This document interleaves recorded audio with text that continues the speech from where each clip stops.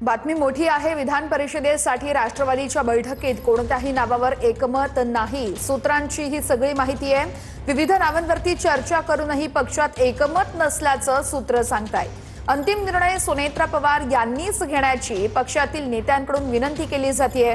सुनेत्रा पवारच विधान परिषदेसाठी उमेदवार जाहीर करणार असल्याचं सूत्र सांगतायत। अक्षय मंकणी आमचे प्रतिनिधी या संदर्भातले अपडेट्स देत आहेत। अक्षय, एनसीपीची बैठक सुरू होती, मात्र अजूनही बैठकीत कोणत्याच नावावरती शिक्कामोर्तब झाला नसल्याचं कळतंय। नेमकी काय खलबत या बैठकीत झाली आहे, सविस्तर सांगाल?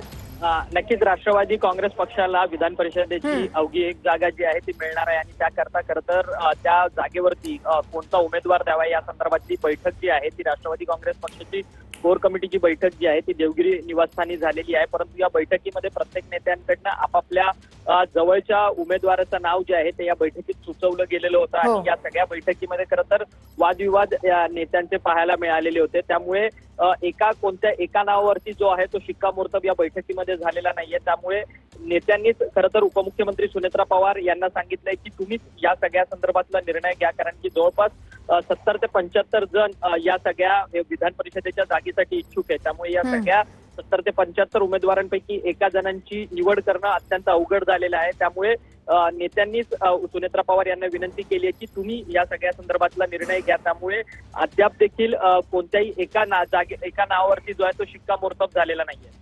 निश्चितच, आणि आणखी नेमकं काय घडामोडी घडतायत हे पाहणं अतिशय महत्त्वाचं असणार आहे। अक्षय, धन्यवाद दिलेल्या सविस्तर माहितीसाठी।